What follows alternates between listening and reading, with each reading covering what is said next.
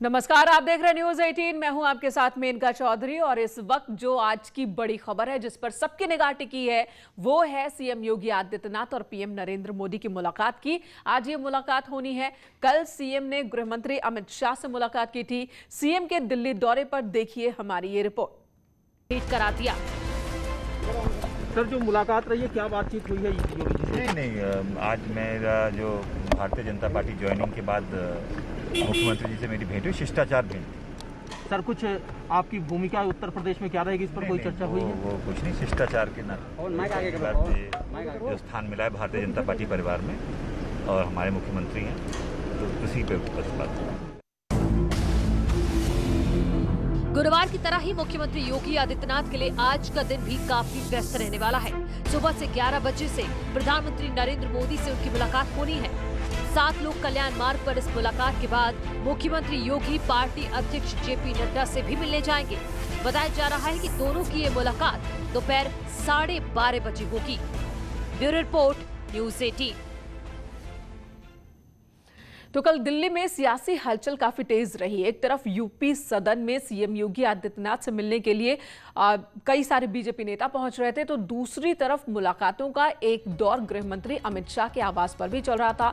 CM Yogi Adityanath ने तो उनसे मुलाकात की ही, साथ ही आपको ये 2 तस्वीरें दिखा रहे हैं, जिसमें पहली तस्वीर में अमित शाह और मिर्जापुर से सांसद अनुप्रिया पटेल के बीच मुलाकात की ये तस्वीर, और दूसरी तस्वीर निषाद पार्टी के अध्यक्ष संजय निषाद के साथ मुलाकात की।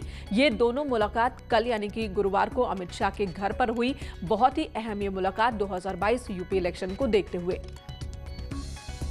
तो जाहिर सी बात है बीजेपी में किसकी क्या जिम्मेदारी होगी और साथ ही जो सहयोगी पार्टियां हैं उनकी क्या क्या जिम्मेदारी होगी और उन पार्टियों का एरिया क्या होगा, इन तमाम पहलुओं पर इन बैठकों के दौरान, इन बातचीत के दौरान कह सकते हैं कि चर्चा की शुरुआत हो चुकी है। 2022 की ये शुरुआत, इससे पहले लखनऊ में बैठकों का एक लंबा दौर चला। करीब 15 दिनों तक वहां पर बैठकें होती रही और उसके बाद सीएम योगी आदित्यनाथ दिल्ली पहुंचते हैं। अचानक दिल्ली का दौरा सीएम योगी आदित्यनाथ का, सबसे पहले गृह मंत्री से मुलाकात और अब पीएम मोदी से आज उनकी मुलाकात होनी है और उसके बाद बीजेपी के राष्ट्रीय अध्यक्ष जेपी नड्डा से भी मिलेंगे।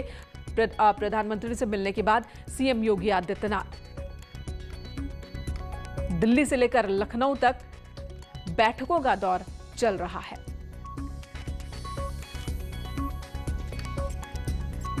पवन गौड़ इस वक्त हमारे साथ जुड़ चुके हैं। पवन, कल गृह मंत्री से सीएम की मुलाकात हो गई, गृह मंत्री की मुलाकात अनुप्रिया पटेल से भी हुई, संजय निषाद से भी हुई और आज सीएम की मुलाकात पीएम से होनी है। इस वक्त आप कहां मौजूद है, क्या हो रहा है वहां?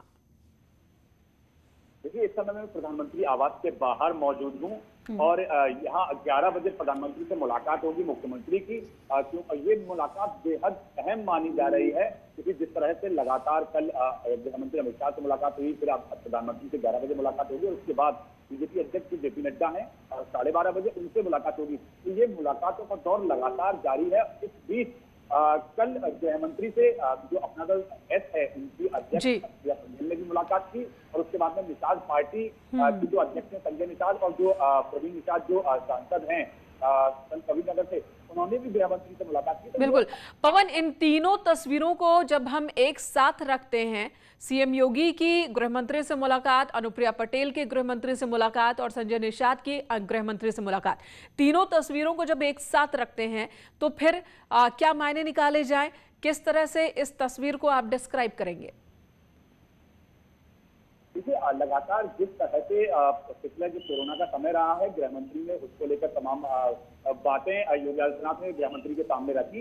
इसके साथ साथ क्योंकि ये इस बात को नकारा नहीं जा सकता कि आगामी बहुत जल्दी समय में उत्तर प्रदेश के अंदर जो जिला पंचायत अध्यक्ष के चुनावों की घोषणा है वो भी होने वाली है, तो उसको लेकर उसके साथ साथ विधानसभा चुनाव की तैयारियों को लेकर भी, इन सब को लेकर सहयोगी दलों से भी मुलाकात की। तो ये सभी जो तस्वीरें हैं इन सबको लेकर पूरा संकेत छाप देती है कि अगले 6-8 महीने में जो कुछ उत्तर प्रदेश में होने वाला है, इस तरह की रणनीति होने वाली है, उसको लेकर ये तस्वीर अपने आप में बयां करती है।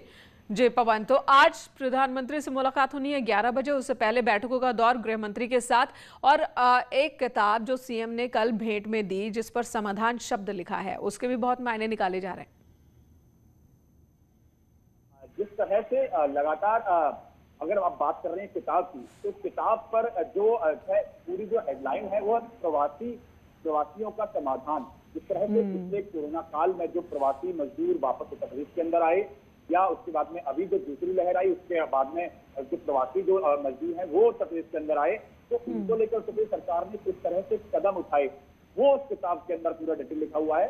हालांकि इस समाधान के राजनीतिक मायने बहुत अलग अलग तरह से लोग अपने बिल्कुल पवन, लेकिन कल गृह मंत्री से मिलने के बाद जब आज सीएम पीएम से मिलेंगे तो कल जो चर्चा हुई वही चर्चा आगे बढ़ेगी, ऐसी उम्मीद जताई जा रही है।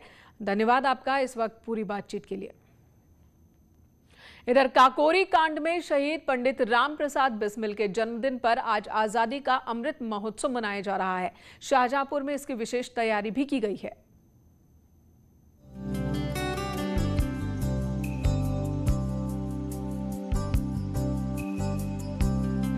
देश आज काकोरी कांड में शहीद हुए स्वतंत्रता सेनानी पंडित राम प्रसाद बिस्मिल की जयंती मना रहा है। उनके जन्म स्थान यानी शाहजहांपुर में इसके लिए विशेष तैयारियां की गई हैं। जयंती पर आज अमृत महोत्सव मनाया जा रहा है। इसके लिए शहीद उद्यान में सारी तैयारियां पूरी कर ली गई हैं। देश में जिस तरीके से क्रांतिकारी पंडित राम प्रसाद बिस्मिल अशफाकुल्लाह खां आज़ादी के लिए अपने प्राण न्यौछावर कर गए, हम लोग भी उनके पद चिन्हों पर चलकर अपने शहर देश के लिए कार्य करें। कार्यक्रम में पुष्पांजलि समारोह आयोजित किया जाएगा। इस कार्यक्रम में संस्कृति एवं पर्यटन मंत्री प्रहलाद सिंह पटेल भी शिरकत करेंगे। कार्यक्रम में शामिल होकर पर्यटन मंत्री राम प्रसाद बिस्मिल की मूर्ति पर पुष्पांजलि अर्पित करेंगे। इस दौरान सांस्कृतिक कार्यक्रम भी आयोजित होंगे। लखनऊ के कलाकार सितार वादन और देशभक्ति के लोकगीत प्रस्तुत करेंगे। जवानी में भरी जवानी में फांसी के फंदे पर झूल गए। उन्होंने ये साबित किया है कि देश हमारा हिंदू मुस्लिम धर्मों से उठकर है और हर नौजवान को उनसे प्रेरणा लेनी चाहिए कि जिस तरह से उन्होंने मिलकर देश के लिए शहादत दी, कि देश के लिए हंसते हंसते अल्प आयु में ही फांसी के फंदे पर झूल गए, देश को आजाद कराया। बहुत बड़ा हिंदुस्तान की आजादी में अशफाकुल्लाह खां, ठाकुर रोशन सिंह, राम प्रसाद बिस्मिल का योगदान रहा है, जिसकी वजह से आज हम जो स्वतंत्र भारत में सांस ले रहे हैं, इसमें शुरुआत का दीप जलाने वाले राम प्रसाद बिस्मिल और अशफाकुल्लाह खां ही थे। शाहजहांपुर में जन्मे राम प्रसाद बिस्मिल भारतीय स्वतंत्रता आंदोलन के एक प्रमुख सेनानी थे, जिन्हें 30 वर्ष की ही आयु में ब्रिटिश सरकार ने फांसी दे दी थी। राम प्रसाद बिस्मिल काकोरी कांड जैसी कई घटनाओं में शामिल थे। शहीद राम प्रसाद बिस्मिल के बलिदान ने पूरे हिंदुस्तान के हृदय को झकझोर कर रख दिया था। शाहजहांपुर से न्यूज़ 18 के लिए दीप श्रीवास्तव की रिपोर्ट। और सीएम योगी ने अमर शहीद पंडित राम प्रसाद बिस्मिल की जयंती पर ट्वीट कर नमन किया। सीएम ने अपने ट्वीट में लिखा है, मां भारती के अमर सपूत, भारतीय स्वतंत्रता संग्राम के क्रांतिकारी धारा के प्रमुख सेनानी अमर शहीद पंडित राम प्रसाद बिस्मिल जी को उनकी जयंती पर कोटि कोटि नमन। आपका बलिदानी जीवन हमें राष्ट्र सेवा के लिए युगों युगों तक प्रेरित करता रहेगा।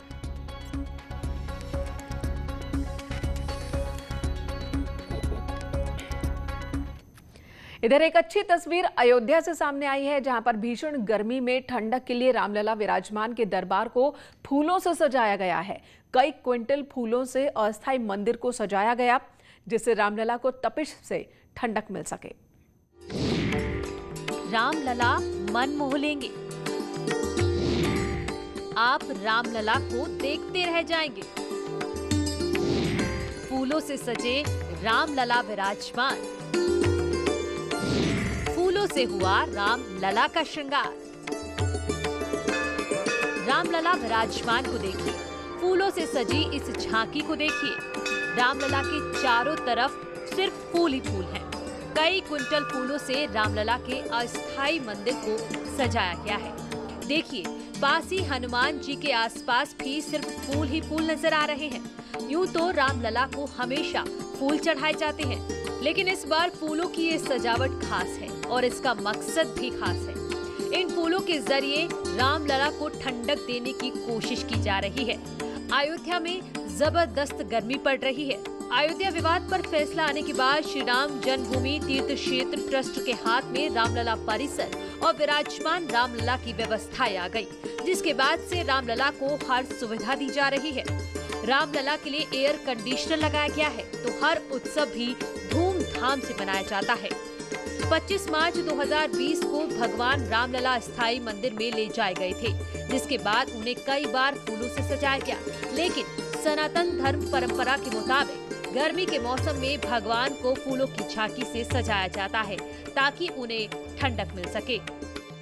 वैसे गर्मियों में चाहिए कि हम शीतल आरती करें। शीतल आरती मतलब पुष्प की आरती, फूल की आरती।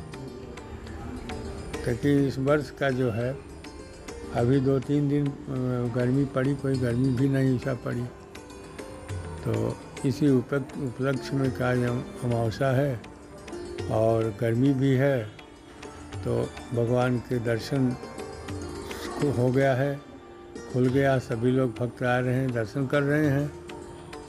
तो इस विषय में हमारे जो ट्रस्ट वाले हैं उन लोगों ने आज जो है फूल बंगला की झांकी किया है। रामलला का ये श्रृंगार जिसने भी देखा वो देखता रह गया। फूलों से सजे रामलला विराजमान के इस रूप ने सबका मन मोह लिया। निमिष गोस्वामी, न्यूज़ 18, अयोध्या। अयोध्या में एक बार फिर फिल्मी हस्तियों का जमावड़ा लगने वाला है, क्योंकि यहां पर 6 से 15 अक्टूबर तक सबसे बड़ी रामलीला का आयोजन किया जाएगा।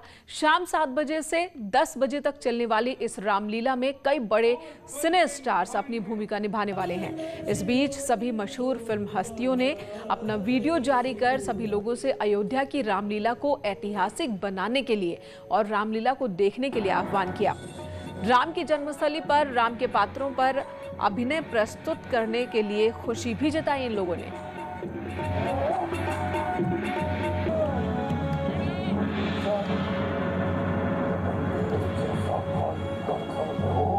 अक्टूबर से 15 अक्टूबर तक शाम 7 बजे से लेकर रात के 10 बजे तक, और इस बार मैं आपको कुंभकर्ण के चरित्र में दिखाई देने वाला आप सबसे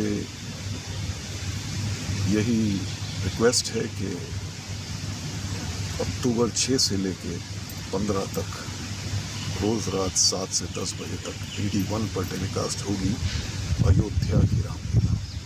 प्रभु श्री राम के जन्म स्थल अयोध्या की पावन धरती पर मैं बिंदु दारा सिंह हनुमान जी की भूमिका निभाने आ रहा हूं।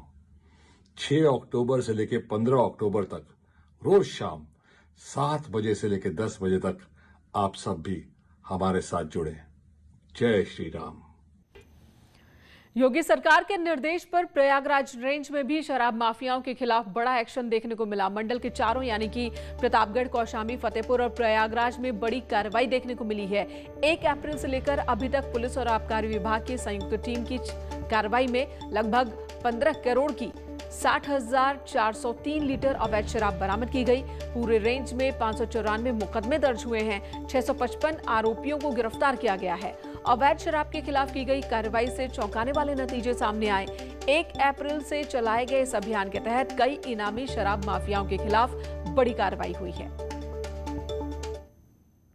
प्रयागराज में, प्रतापगढ़ में और फतेहपुर में कुछ अवैध शराब पीने से लोगों की मृत्यु हुई थी और ये शिकायत आ रही थी कि प्रतापगढ़ में काफ़ी अवैध शराब बनाई जा रही है और इसका एक इंडस्ट्री के तौर पर इसका इस्तेमाल किया जा रहा है। तो इसको लेकर के हम लोगों ने अप्रैल से लगातार अब सूचनाएं इकट्ठा करना शुरू की और 1 अप्रैल से हम लोगों ने ड्राइव चलाई कि जो भी अवैध शराब, जो नदी के किनारे जो लोग अवैध शराब बनाते हैं उन लोगों को, और जो भी दुकानें थी एक्साइज के साथ एक ज्वाइंट टीम बना करके सारी दुकानों को जो लाइसेंसी थी उनकी चेकिंग की गई और इसके परिणाम ये रहे कि प्रतापगढ़ में हम लोगों ने एक बहुत बड़ी फैक्ट्री जिसमें 10 करोड़ की कीमत की। सर्वेश दुबे इस वक्त प्रयागराज से हमारे साथ मौजूद है। सर्वेश, कोई शक नहीं कि बड़ी कार्रवाई और बड़ी कामयाबी, कितने बड़े नामों पर शराब माफियाओं पर एक्शन पुलिस ने लिया? जी, निश्चित तौर पर जिस तरह से योगी सरकार ने ऑपरेशन माफिया चलाया था, उसी तरह से जब यूपी के कई जिलों में अवैध शराब से मौतें होने लगी तो योगी सरकार ने ऑपरेशन शराब माफिया भी चलाया और इसी के तहत 1 अप्रैल से लेकर अब तक जो कार्रवाइयां प्रयागराज रेंज में हुई है वो चौंकाने वाली है। दरअसल 7,403 लीटर अवैध शराब बरामद की गई, जिसकी कीमत करीब 15 करोड़ है। और अगर जैसा आपने कहा कि माफियाओं के बारे में, तो प्रतापगढ़ का माफिया हथगवा का गुड्डू सिंह, जिस पर 1 लाख का इनाम था, उसने कोर्ट में सरेंडर किया है पुलिस और आबकारी विभाग के दबाव के चलते। और इसके साथ ही साथ 25,000, 15,000 के जो छोटे इनामी अपराधी थे, उनकी तमाम गिरफ्तारियां हुई हैं। तो अब तक 655 जो शराब माफिया थे, छोटे माफिया थे, तस्कर थे, उनकी गिरफ्तारी की गई है और 594 मुकदमे दर्ज किए गए हैं पूरे रेंज स्तर पर, यानी चारों जिलों में। और सबसे बड़ी बात मैं आपको बता दूं कि अवैध शराब के ठिकानों पर, अवैध शराब माफियाओं पर कार्रवाई का जो असर है वो सीधे सीधे शराब की बिक्री पर पड़ा है। यानी कि जो सरकारी शराब के ठेके थे, वहां पर शराब की खपत बढ़ी है। और चौंकाने वाले नतीजे ये हैं कि पिछले साल मई के महीने में और साल मई के महीने के आंकड़े को देखें तो 50% ज्यादा शराब की बिक्री सरकारी ठेकों से हुई है। यानी ये जो अवैध शराब माफिया है, न केवल लोगों की जान से खिलवाड़ कर रहे थे मिलावटी शराब बेचकर, बल्कि सरकार के राजस्व को भी चूना लगा रहे थे। तो इस कार्रवाई का असर ये हुआ कि बिल्कुल जरूरी है कि इस तरह की कार्रवाई आगे भी होती रहे। लेकिन एक बात जो आपने कही कि सरकारी ठेकों पर अब बिक्री बढ़ गई है, सरकार को जो नुकसान हो रहा था अवैध शराब से, वो नुकसान जो है वो कम हो रहा है। लेकिन जैसा कि हमने अलीगढ़ में देखा कि दुकान सरकारी थी लेकिन शराब वहां गलत बिक रही थी, कहीं ना कहीं घालमेल। तो उस गठजोड़ को भी तोड़ना होगा, उस पर भी काम करना होगा। जी, निश्चित तौर पर यह एक बड़ी चुनौती है। और ऐसा भी ट्रेंड आया है कि जो शराब के ठेकेदार हैं, जिनके लाइसेंस हैं, वही मिलावटी शराब का धंधा करते हैं। ऐसे कई मामले यहां पर भी पकड़ में आए हैं। 20 से ज्यादा दुकानों का लाइसेंस निरस्त किया गया है। पुलिस और आबकारी विभाग अब इनका वेरिफिकेशन करा रही है। जिनके खिलाफ आपराधिक मुकदमे हैं, अगर उनके नाम से लाइसेंसी दुकान नहीं है, उनके परिवार में किसी के नाम से है, तो उनको भी सीज करने की कार्रवाई अब पुलिस कर रही है। और तेजी से अब एक वेरिफिकेशन अभियान चलाया जा रहा है ताकि अवैध शराब माफियाओं के सिंडिकेट को तोड़ा जा सके और जो लोगों की मौतें हो रही हैं उसको रोका जा सके, और जो सरकारी खजाने को नुकसान हो रहा है उसकी भी भरपाई हो सके, उसको भी कम किया जा सके। जी धन्यवाद सर्वेश आपका। तो प्रयागराज में बड़ी कामयाबी पुलिस टीम को, आबकारी विभाग को, और आगे भी इसी तरह के एक्शन के जारी रखने की जरूरत है। और अब बात कर लेते हैं वैक्सीनेशन की। न डरिए न डराइए, सच जानिए और वही बताइए। प्लीज अफवाह मत फैलाइए। वैक्सीन ही संजीवनी है, इसे अपनाना है। और यही काम कर रहा है नेटवर्क 18, जो लोगों को जागरूक कर रहा है वैक्सीन को लेकर।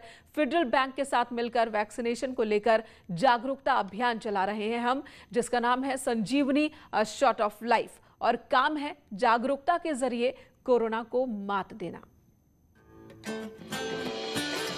टीका लगा, जरा टीका लगा, जब अपनी बारी आए टीका लगा। हो ये जो ढाल सी है वो कमाल सी है, संजीवनी आई यहाँ।